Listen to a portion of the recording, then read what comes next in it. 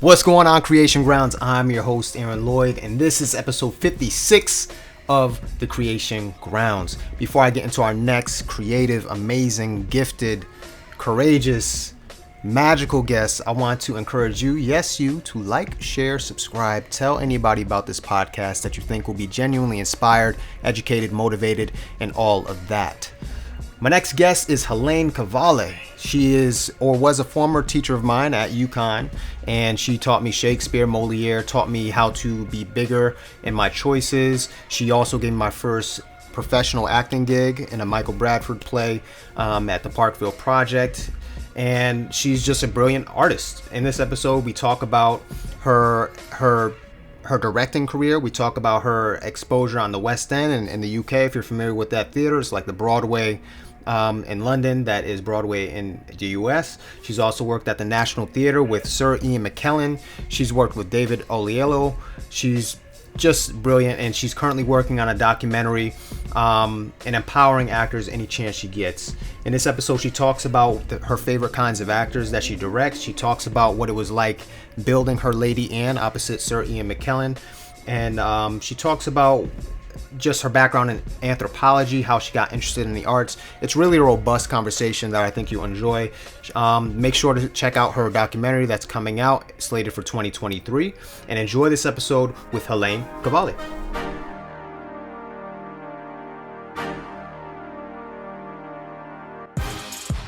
Welcome to another episode of the Creation Grounds. I have a former UConn professor of mine who taught me Shakespeare, Moliere. I was very small, used to doing things very subtly, and she taught me to get out of myself, and she actually got me my first professional paid acting gig, which I'll forever be grateful for, with the Michael Bradford project called the Parkville Project. Helene Kvale, what's good? How you doing? Good. I'm honored to be here, Aaron Lloyd. I'm happy to have you. You have always inspired me. That's incredible. Thank you for that. Thank you. You have, because you have your feet on the ground. You're such a hard worker. You're quiet and serious. At least you were. I don't know if you are now, but you know. I've expanded a little bit. I'm still laid back though. That's good. Awesome to be laid back. Such a hard worker. Really committed to the craft. And a musician to boot. So, you know, what's not to love about that and be inspired by that? Thank you. I'm inspired by you as well. I love the accent. Anytime I feel like gems and jewels are being dropped on me. And I think you're also multifaceted with directing and you're also your career as well. And you're a brilliant teacher. And I'm going to tell you about the moment before. You taught me a lot about the moment before. We were doing a project, Too Much Memory. And I remember while you were directing that project, you had us do exercises where we understood the relationships between each other. Then you had me do an extensive moment before, and I've used that to this day. So your directing style is incredible. I love that. Thank you. Yeah. So where does it begin for you? Where does this interest of the arts come for you, Helene? Where did that start? Well, would it be really shocking if I said to you it was 1971 when I saw the Jackson 5 on TV? No. Jackson 5 is incredible. They inspired you? Michael Jackson and 5? Yeah. I wanted to be them, which kind of was weird because I was a little white girl in Northern California. Yeah. But I thought, I'm going to be a dancer. I'm going to be a performer. I'm going to be in the entertainment business, because they had a cartoon and they had a whole sort of industry around them, you know. Yeah. And but I didn't become a dancer, which is probably a blessing for the world. I doubt it. That's dope. So which program or what song inspired you the most from the Jackson 5? I think it's got to be, you know, I mean, that whole era was so amazing, and there were just so many number ones, but I Want You Back, ABC, Ben, you know, all those songs that just bring tears to my eyes still, because, well, what a life he'd led, and what an inspiration he was to us all.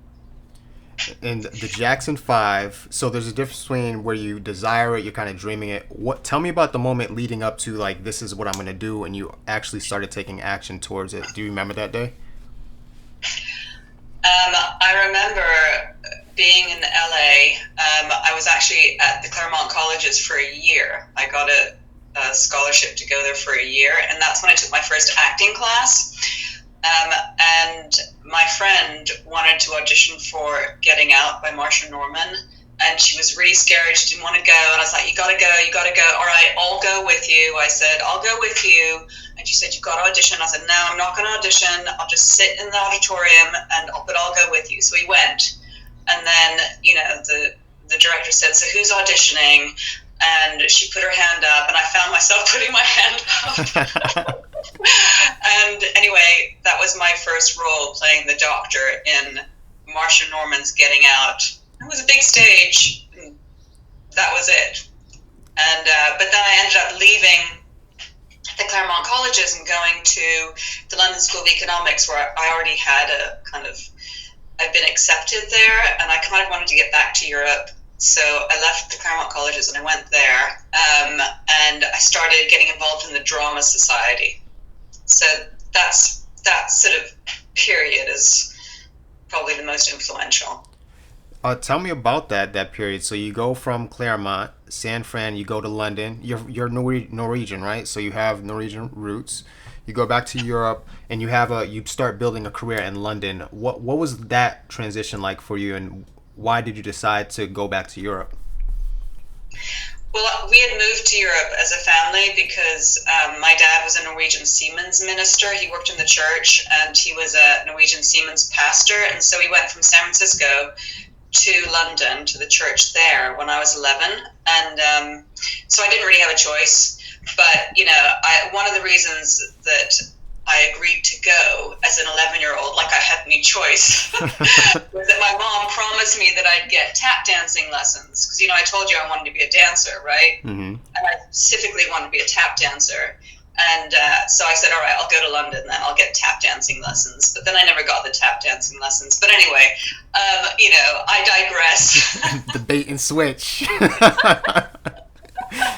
So there I was in London. But that wasn't a bad thing. Being in London as a child, I was taken to every single show that we could afford to go to. And because we didn't have much money, we always sat in the gods, right at the back, and we saw everybody on stage, and they were like little flies buzzing around. We couldn't really see them. But, it was such an amazing experience because there was so much of it, and it was so good that that really inspired me. And also I was in the church plays as a child, whether it was San Francisco or London. So I'd had that, but by the time I was at university and at the London School of Economics and doing the Drama Society, then there was some more serious acting to be had, and we had a budget, and we were able to go to the Edinburgh Festival a couple of years in a row. And then after I finished my anthropology degree, I decided to go to drama school.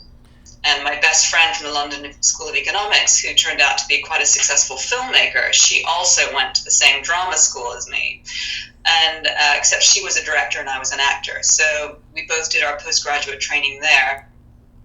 And then, the rest, then I became a professional. So that's incredible. So, okay, you leave California, you go to London for economics, and then you act, and then you get an anthropology degree, and then you go back to acting again. So you're very educated. very Actually, surprisingly educated. Yeah. But you see, when I was acting at university, it was just like a student-run club. Oh, got it. It wasn't like you didn't do classes or anything, because in Britain, all you did was your degree, which was an anthropology degree, admittedly at the London School of Economics, but it was still a good degree. Yeah. It was still quite well known. And so I joined the Drama Society because we were given a budget. We were able to actually put on shows in the Shaw Theatre. So George Bernard Shaw was one of the founders of the London School of Economics. Wow. With the Fabian Society. They wanted a progressive university in London, and that's what it is. So we were performing our little plays in the theater built by George Bernard Shaw. That's some history. So that's pretty awesome. And so you go from staying in the guardrails, watching these shows, West End, wherever you sing in London. What was the London scene like? I've never experienced the London scene, the art scene. How long did it take you to see success from a child being mesmerized by Jackson 5, seeing the London shows, to performing on the West End, like the Broadway of London? And what was that transition like for you? What's great about the British theatre industry is that it is such an important part of the fabric of society. And London at the time, you have to remember, this was like 1986 that I graduated from the London School of Economics, and then I went to drama school. So I was out in the world performing as an actor from 87. And it was really gritty. It was the age of Thatcher, it was post-punk, and it was just rough. Which kind of allows for a lot of creativity anyway in a society that prides itself on being creative. So, the big difference between my experience of working in the States and my experience of working in the UK is that the States feels very business oriented, and the UK just feels like very creative. It's much easier to set up a theater company.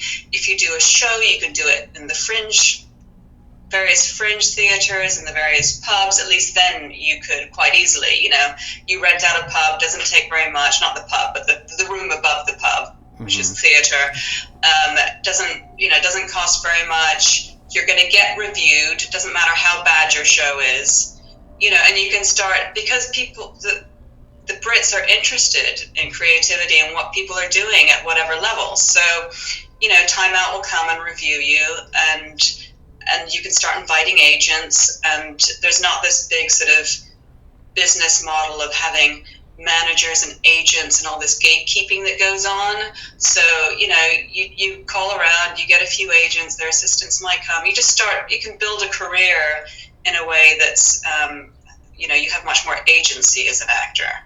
So basically move to London.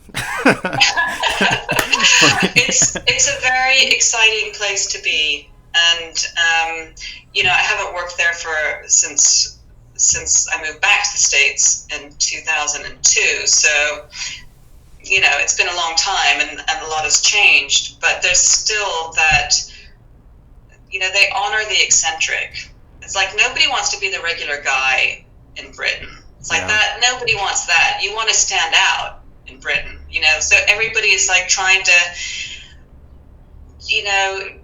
think about how they dress that's different and creative, and how they speak, how they use the language, everything that they do, they want to be different. They don't want to be like everybody else. So that leads to this sort of energy of honoring people's creativity. And then, of course, it has this great tradition of the spoken word.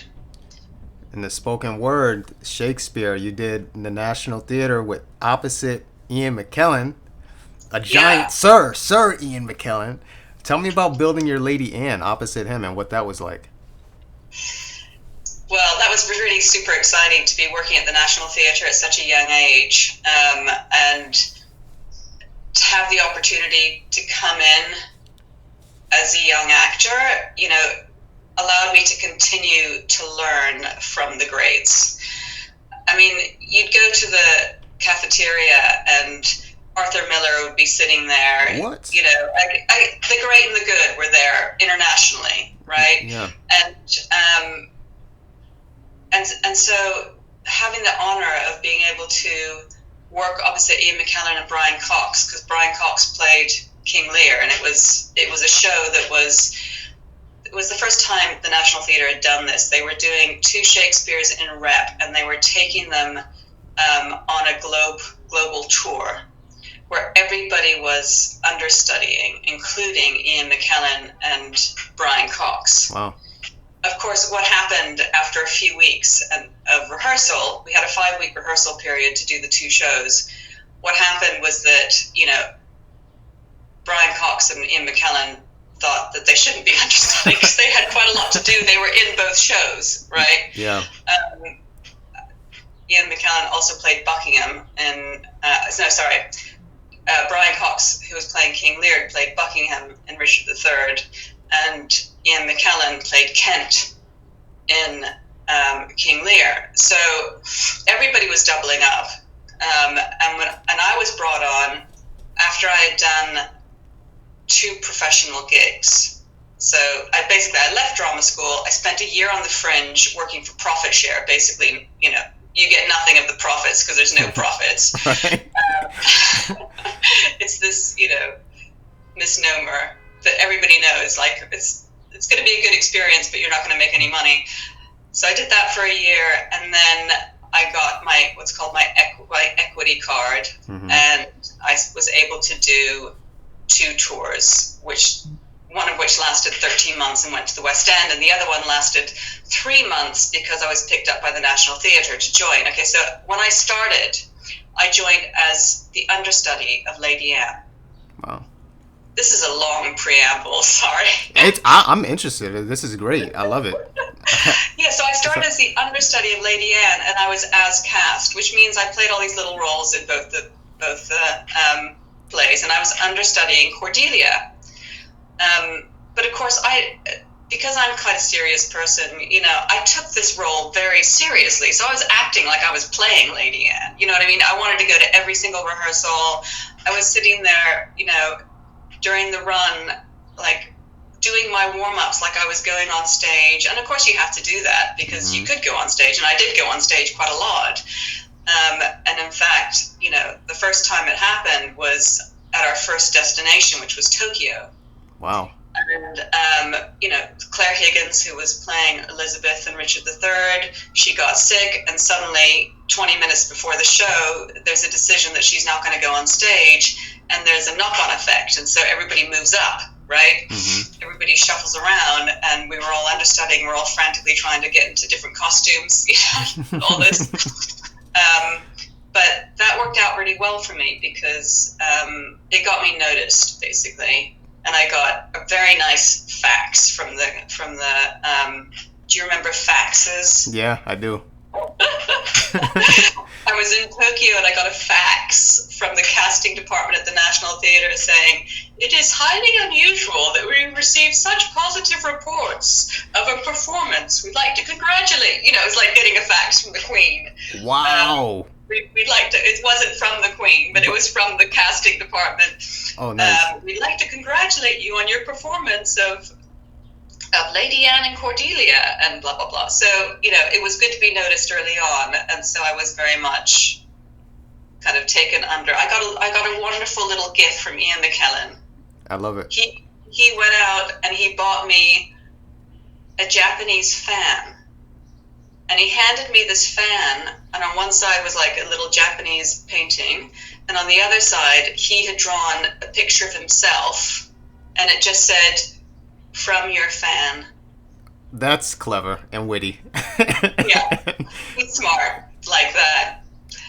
Anyway, so basically, I had to understudy for like 9 months before there was like a shift of cast, and then I was able to take over the role of Lady Anne for another it was more than that, like another year. The tour continued. There was a big shift, so Brian Cox left, we dropped King Lear, we continued with Richard III at the National Theatre, and we also added another play called Napoli Milionaria, and more people came on board. So the company was kind of changing and growing. And then there were plans afoot to go to America with Richard III, at which point I stepped out because I wanted to move into TV. Nice. So before we get into the TV, I'm interested in how you built your Lady Anne, and is that process the same for every character? I'm curious by people's process.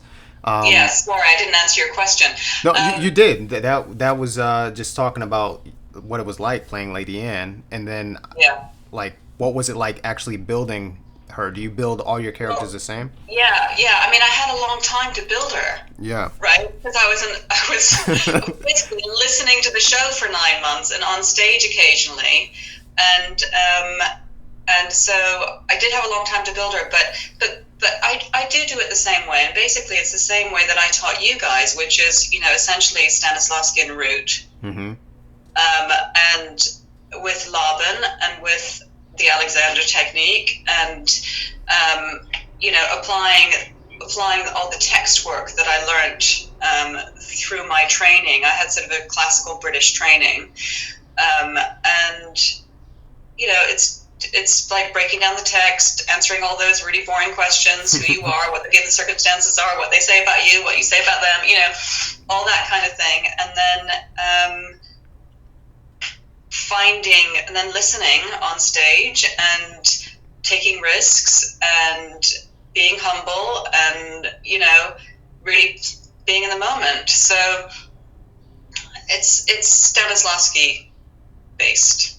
That's awesome. So TV, was that in London, or did you come to America for your TV career? I actually did. My whole acting career was in the UK, and it coincided with me wanting to have children. Mm-hmm. So it just meant that touring was more difficult. So I wanted to focus on TV, and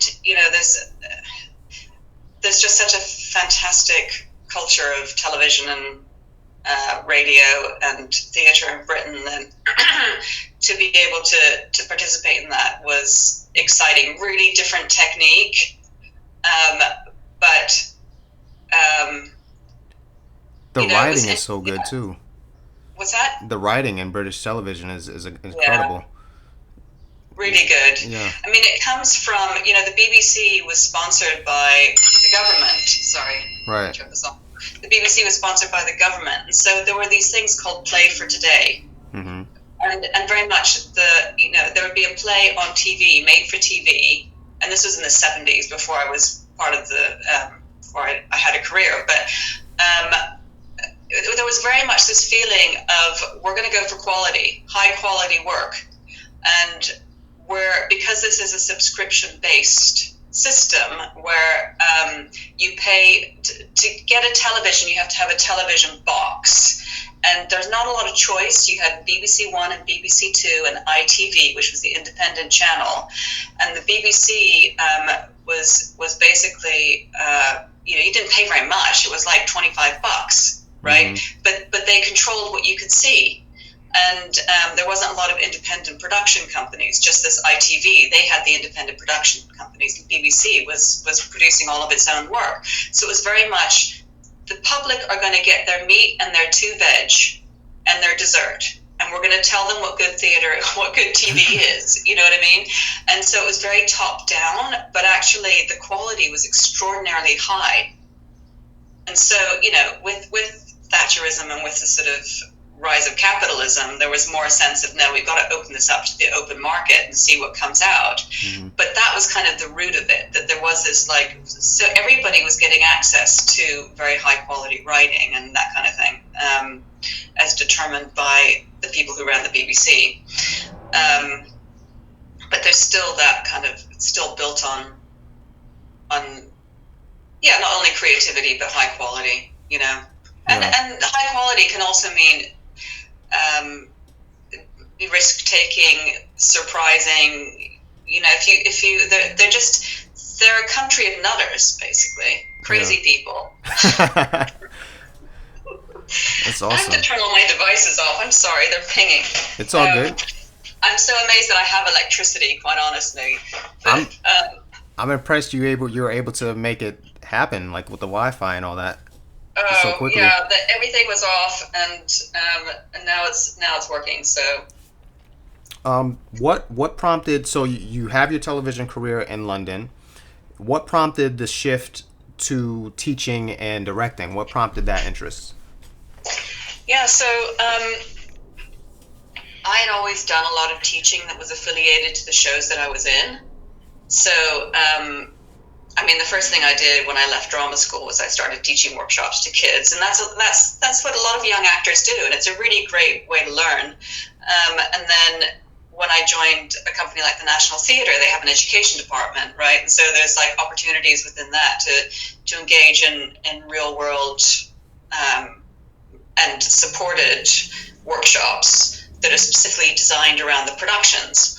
And so I did that. And then when I wasn't, when I got pregnant, for instance, and I couldn't work anymore because I had this big belly, some friends of mine and I got together and we created this organization and went around to usually private schools because they would pay us to come and give workshops on Moliere or whatever. And so when it came to, working at UConn, I had that experience for a number of years, but it was very different to do it in an academic environment in the US. So, unfortunately, you guys were my guinea pigs. I'm grateful for it. I learned a lot. I had zero training prior to UConn, so I was a sponge, which is why I was so serious. I was like, I have 4 years here, and then after this, it's probably going to be beans for a while, so I want to just do my craft as much as possible and be the best actor I can be. Yeah. Well, that's good advice for young actors, just to do that, because I think it's easy to think that, these teachers are out of touch or something. But I think I know from when I had my training, it's like you appreciate when you leave your teachers. Absolutely. Yeah. That's awesome. So teaching, directing, what is one foundational lesson you would like any actor taught by you to walk away from? So my class, my cohort, for example, or anybody that's come after me, after our class, what do you want actors to walk away from after being taught by you? What do you think is a foundational piece that is super important? Yeah, there's so many things. Just one is really hard. I guess if I had to say one, I would say continue to take risks. And find the comfort in being uncomfortable. But, I think collaborate with other people is a really big one. Yeah. Another really big one. So, can I give you a list? Yeah. Okay, so if you collaborate with other people and you learn to be a collaborator, like a real collaborator, a true collaborator, you are going to just grow so much, and you're going to build your networks, and you're going to be doing work before you even can think about it, and so continue to collaborate. I'd say have faith in your abilities as an actor and in your vision and in what it is that you believe in. Have faith in it, but also remind yourself that within the context of performance, this is a team sport, and so don't forget to be humble, and you'll learn a lot like that. Basically, stay curious, because this is a lifelong learning experience that can be so rewarding because the acting touches on so many different aspects of the arts. And so I never really consider acting just acting. I consider it writing and directing and other things as well. So it's just like have a broad view and have a long view, because you're going to be doing this your whole life if you're committed to it. And you're going to be learning, and it might not take the form that you think it should take, or it might not take the form that you expect it to take, but if you have the right attitude, it's going to be a really good life because you're doing what you're passionate about. I love that. Yeah, so those are some things. I love the curiosity and the humble part. That's and I remember in a class we were studying, I think it was a Shaw piece, and like you talked about how you love researching, and I'm similar. I like when I get a role, or I like researching the time period. What was the top song during that time? What were they dressing like? All that. I love that kind of stuff. But I digress. What do you love most about? It's interesting. I want to hear more. Yeah, I love that stuff. It's like, you remember for too much memory, and I love what you did for the Parkville project too, because you had the main actress and the person who was playing her father in the past like write letters to each other that none of the other cast I love that kind of, and then it adds that extra layer, and just the way it all comes together, and it's different every night. It's exhilarating, and just the research of of this time period, and then even the IPA of like how they speak and where that comes from, and I love all that stuff. Total nerd about that stuff, you know. I think it's really important to root performance in what is sensual. Yeah. You know, I mean, if we just take it to the fundamentals of what you can smell, taste, hear, see, you know, touch, it just places you so much in the present and makes you understand that this is a three-dimensional human being who's got to do all those things. And so if you get two actors writing letters to each other that nobody else sees, or whatever, it's like a secret, exciting, you know, special project that you can do, and you can make it your own, and you can go wild with it, and it starts engaging you as an actor, and that's when you can start really creating original portrayals. Yeah. It's got to be fun. You've got to have the play in there. Absolutely. And where'd you learn that? How do you get interested in directing? And where'd you learn that kind of stuff? Yeah, I never really thought of myself as a director until the opportunity arose, and I have to thank Gary English for that, because he put his faith in me. You know, he allowed me to do that, and it was like, wow, this is better than acting, because you get to act every role. You know, in a way, you're engaging yourself in all these different characters and the overall arc, and you get to work with designers. Yeah. You know, that period before in pre-production, well, first of all, even before that, when you're just conceiving of what the concept of your production is going to be, and all that research that, you know, and you have this open, you know, you have this blank page, and you can do whatever you want with this, and to just start doing the research and thinking about, well, what does this mean today? You know, that's really important to me. Like, I'm not interested in recreating the past or in an honest way or whatever. I'm just like, what does this tell us about today, and how does it reflect what's going on today? And you know, rethinking classics in that way is always very exciting, because you've already got like the fundamental of a fantastic piece that you can then rethink. You know, or like we did with the Parkville project, you know, just getting really involved in a local community and understanding that there are generations of people who stand on each other's shoulders that they don't even know about, you know, but they're all kind of going through the same process anyway. So there's a research, and then working with designers is awesome. Costume designers, the way they think, it's so different. You know, it's really exciting to kind of bring them on and really engage them, and scenic and lighting, and getting everybody working together, and composition and stage management. And you've done so much work by the time the actors come along, and you have such a good foundation that by the time the actors come along, and then you're really starting to understand the text and how it all fits into your concept, it's just the most exhilarating thing. Yeah. But the terrifying thing, of course, is that it's live.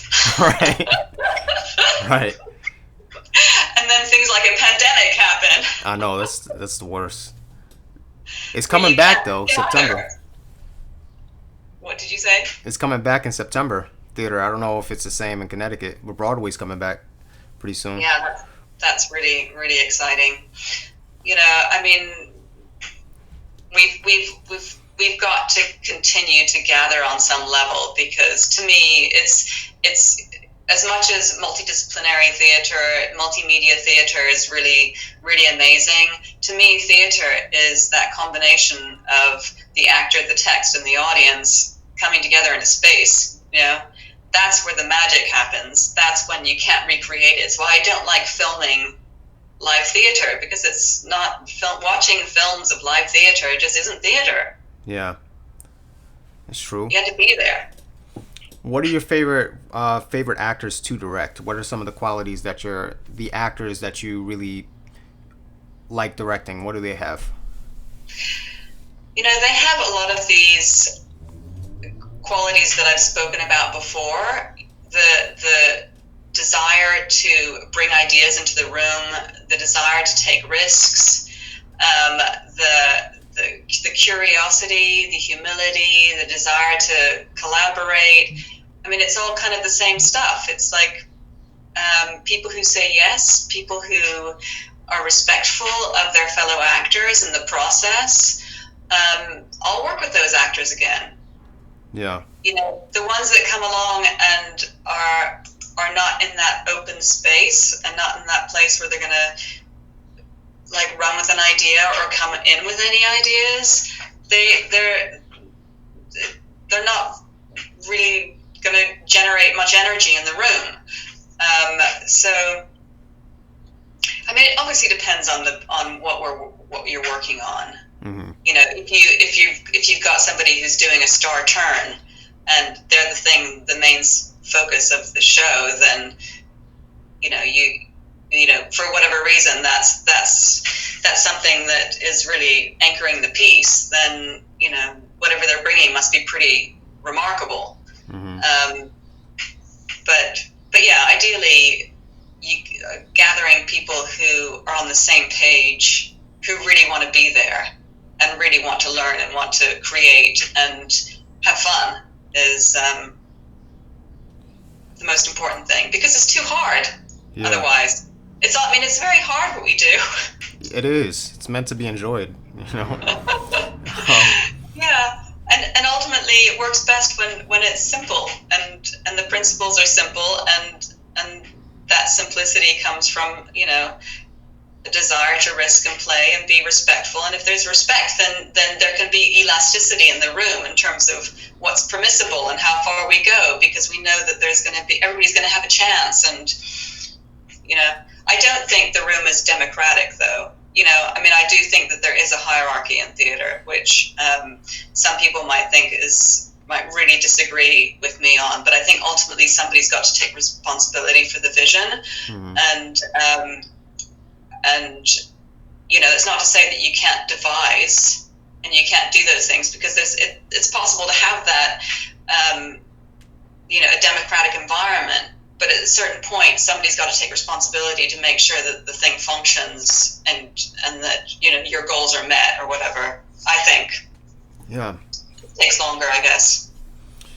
And tell me about Bated Breath. I imagine that, you know, that started from the UK, where you're kind of devising these things and creating things in Fringe. What led to the Bated Breath, your theater company? Well, I actually did the Lincoln Center Theater Directors Lab, which I recommend to anybody who is interested in directing. It's free, and it's 3-week intensive course at the Lincoln Center with the most incredible mentors and teachers and a group of 60 directors. So when I did that, you know, I was one of the oldest people there, and I brought Michael Bradford along because he was a playwright, because the theme was, you know, the director and the playwright. And so everybody had to have, you know, was invited to bring a playwright. And so he came. And that, you know, meeting a lot of young directors, I say young, like literally young, because I was old, was interesting, because a lot of them had their own production companies, you know. Mm-hmm. They had their own companies. And I was just at a point in my life when I was kind of still exploring directing just within UConn, and I thought, okay, yeah, I need to just make a new company. And that's when I approached 5 other people, and there were 6 of us in that company, including Michael Bradford and Greg Webster and Paul Spirito, and, you know, and we made this company. Nice. And what do you believe today that you did not believe 10 years ago? And why? What shifted that change and belief? You know, I think the biggest thing for me was seeing how the Me Too movement could change the culture within the entertainment industry. Mm-hmm. Because, you know how I talked about gatekeepers, and it's still a very closed world. It's still very hard to get into it, but the fact that all these women started speaking out about something that was really kind of a big part of the kind of, I don't know, the secret culture. It wasn't that secret, but the culture of of the industry, which was just basically a way of having white men have a lot of power. Mm-hmm. I think had a ripple effect, not just on women, but on everybody. So that these old white guys, you know, they were held to more account, and it's less controlled, and all the social movements that have happened since then, including, you know, Black Lives Matter and other just progressive protests have helped, and then the pandemic as well have just, and the digital age. I mean, all these things have allowed there to be a massive shift in how things are done, and so the rules aren't the same. So I guess I'm really happy for you guys, and I'm proud of the younger generation for sort of taking this on. I encourage them to keep empowering themselves, because you guys have achieved a lot, and you have a lot to say, and what you say is really important. So I guess that's, you know, all that's kind of was outside of me, without that. We're talking about massive social movements, but I'm glad they happened. So that's the change that I think has been very exciting to see, and I hope that the pandemic hasn't destroyed, you know, I mean, it's already destroyed a lot of small companies and all that kind of thing, but I do believe in our human need to communicate and share stories and gather around the campfire, or whatever the campfire means to us, and make art. Like, people are going to make art in spite of anything, because we have a need to do it. 100%. I agree. It's been going on since the beginning since cavemen writing on walls. So I agree with that. And recently you told me that you're doing documentaries. So I'm curious about that and what you're currently working on. Does your background in anthropology kind of fuel that, and where does the interest for documentaries come from? Well, you know, I have a kind of weird philosophy in that I kind of wait for things to appear to me. I mean, I don't mean like I'm spiritually like waiting for fairies to come and give me a message or anything, but I kind of I decided to free up and go back and free up myself, basically. And so I left the academic environment of teaching, and because I wanted to get back to freelance, basically, and have the opportunity to create. And because working within an academic institution is awesome, and there are lots of opportunities to create, but it can be limiting. So I sat there thinking, okay, I'm just going to wait, and something will appear that's right. And I started exploring lots of different things, right? Things that interested me, and I just waited to see what happened. I actually did a dance class. Nice, finally. Since 11, you finally took it. I did a dance class with this awesome woman who was teaching raw movement. Anyway, so you didn't really have to be a dancer because it was all raw movement, but so I did that, and then something happened that actually arose from the last show that I did at UConn called If We Were Birds. Mm-hmm. And it was through my collaboration with the digital media department, a woman called Hee-Ju Kim, who said, the story that you told at the first rehearsal was so powerful, I want to make an animated film about it. Wow. Can you tell me more? And I said, well, I don't know anymore. And the story I told her was that I was dedicating that production of If We Were Birds to these 4 little cousins of mine who were shot by their mother in 1945 when she was just towards the end of World War II. This was in Berlin, as the Russians were coming through, because there was this systematic terror of rape going on. And she was so terrified that she shot her 4 daughters, her mom, and herself. Damn. Now, I was told that story when I was 11 years old, and then nobody talked about it again. But in 2019, when I was directing If We Were Birds, and it was based on a Greek tragedy from Ovid's Philomela myth, it had a number of there were a number of like overlaps. That story, which follows a woman who weaves a tapestry because she's been raped. There was a connection between my story that I had heard at age 11, an object that existed in my parents' house, which was a loom, that was made by the husband of the woman who shot the kids. Basically, they all kind of came together, and Hee-Joo Kim. And so I decided that I wanted to make a documentary investigating what happened on April 25th, 1945, when Honey Allwelt shot her 4 daughters, her mom and herself, through the eyes of her artist husband, who made this really beautiful little loom with his 4 daughters. And he wrote their names on it in 1944. And this loom was in my family, and I'd never really looked at it and never noticed there were 4 names and so I have this kind of magical artistic piece, this little crafted loom, and I'm now investigating his art and talking to his 5th and 6th daughters who live in Los Angeles, and his 100-year-old second wife who lived in the same apartment where these girls shot themselves. And so I'm just like getting the context. I'm telling the story, the sort of feminist story of World War II at this particular point in time, in this particular neighborhood of Berlin, just exploring the woman's experience of war, which isn't really told very often, So, and why there were so many rapes and all that kind of thing. But it's yeah, that's what it is. It's called The Loom.